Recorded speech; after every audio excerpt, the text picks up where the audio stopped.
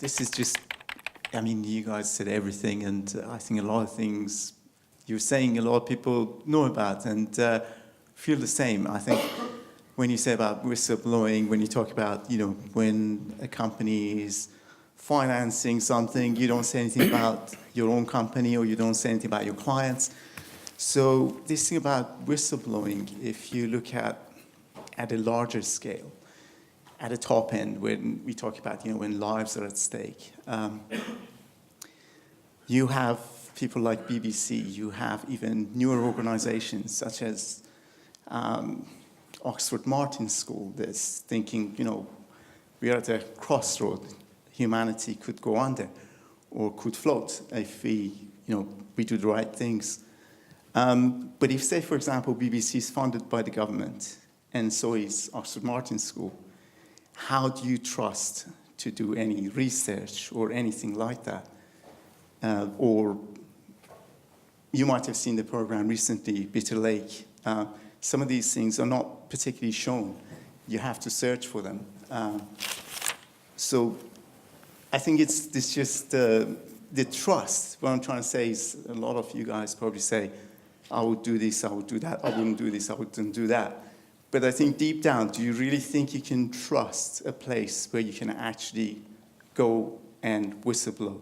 So Bitter Lake is the Adam Curtis film. That's right, yeah. Which is produced with the agreement of the BBC as well. I also have to admit to a link because I'm an associate of the Oxford Martin School. Excellent. So I'll try not to be But biased. they're funded. They're funded by government. So Yeah, how yeah. do you Tor. trust? The Tor network is funded by the U.S. government primarily. Exactly. How do you trust that? You can't trust it anymore because it's been proven that it is something that's leaking information, and unless you're a security professional who knows exactly how to configure it and do things like turn off Flash, you're not going to be able to use Tor securely. It leaks information despite the best efforts of the people who made it.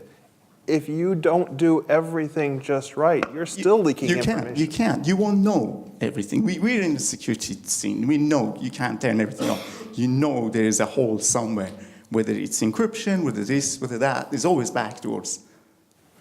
It's given. Unfortunately, living is a risky game. Like it or not, and there is only one outcome at the end of it, which is usually fairly hazardous to your health. The trick with being a human is to minimize that risk so that you prolong it for as long as possible. At the end of the day, it is about making a value judgment about the context in which you are operating, and that actually doesn't matter whether that's Tor, which is better than just a straight browser, depending on what you're wanting to browse, or whether it's whistleblowing to AstraZeneca's anonymous service, which, yes, absolutely, was funded by the corporation. But if you're using Tor, they know you're doing something fishy, so you're actually flagging yourself up. Well, so there's the problem. So there was a judge in Texas who ruled, and I haven't seen that it's been overturned yet, who ruled that the police had arrested this guy, and this guy had encrypted stuff on his laptop, and he refused to unlock it. And so the judge ruled that because he had encrypted it, he had something to hide, which is quite a scary ruling. But then you'd expect that in Texas, wouldn't you?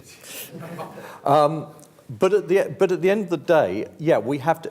The problem is that when it's only a small percentage of us that are doing this stuff because we're in the know and we're professionals in this game, and the great unwashed British public are going along using HTTP and are putting all their stuff out on Facebook and are not encrypting anything by default or whatever. So, my argument would be the solution is that we should, as the security industry, as security professionals, religiously encrypt absolutely everything that we do, day in, day out, whether it's the data at rest, whether it's data in transit, whatever, such that it doesn't, no one can be under any illusion that it's only the criminals that use encryption.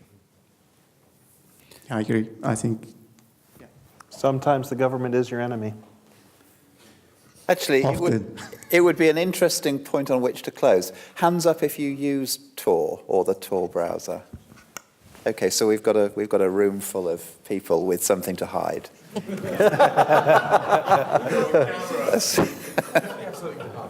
That's great. Please join me in thanking our panelists for a most entertaining debate.